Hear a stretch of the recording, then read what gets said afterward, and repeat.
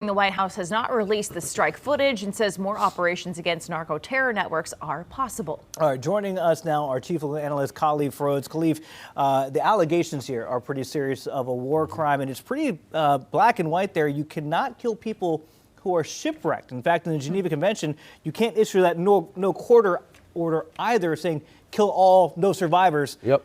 How does this break down and how they prove it? What's at stake here? The biggest issue is authority. We're talking about authority and lawfulness of order. So this, as you mentioned, this is a drug interdiction mission. And so unless Congress has authorized you to use lethal force, if they've designated this a war, if this was a war zone, then yes, you could engage in lawful but lethal action. But if that's not a war zone and it is a drug interdiction, as the White House has been giving mixed messages, attempting to, pin this all together, trying to say the means justifies the ends by saying that these are narco drug dealers, but you're hammering home on my point that this is a drug mission and not a war. And if it is a drug mission, then it needs to be treated like any law enforcement scenario would be, which would due process, arrest, not kill, and specifically not kill everyone after they have already been struck. And you notice that there are survivors. An order to kill everyone would be against multiple laws, specifically against the Geneva Convention on the international side. And so, yes, problematic at best.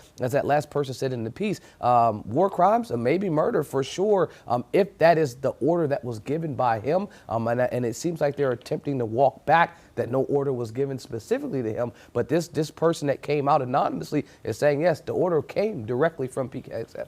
Well, so we have both sides of the aisle wanting more information about these boat strikes, right? So what can be done to put a stop to them while they get those answers? Congress. I mean, that's what they're elected there to do. And so if this is, again, if you're asking to be able to engage in some type of wartime activities. And this seems like this is not just a fight on drugs, but wartime activities where you're blowing up ships in the middle of the sea. Then you need congressional authority to do that. And so first of all, you have congressional insight and oversight, I should say, in saying, look, I need to know what happened. So walking backwards, we need all transcripts, we need all records, we need all documentation of what has occurred. And then moving forward, this is what can occur going forward. I think that's the cleanest and easiest way. And it starts with the president recognizing that if this is turning into an armed conflict, that I don't have the authority to do that without Congress giving me that authority. Khalif, who prosecutes this? Is it something where you could see international courts get involved? How does this? Yes, it would be an international court getting involved. I mean, I would liken it to what happened with the Nazi trials when folks would flee from persecution and they were found 40, 50 years later. Right. Then they were put on these trials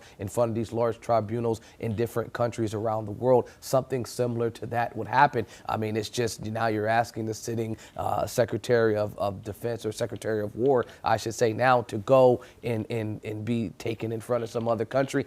I don't know how logistically that would happen, but that's how it's supposed to happen. That's why we have these rules. We don't want folks that are shipwrecked. We don't want people that are stranded and or surrendering being executed. I mean, that's just not in any rules of engagement, not just, the Geneva Convention, but our own Uniform Code of Military Justice says the exact same thing. So these rules are in place so we don't have scenarios like this playing out on the national stage.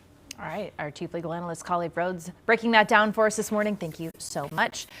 Queen City News Plus. Just search Queen City News on your smart TV's app store.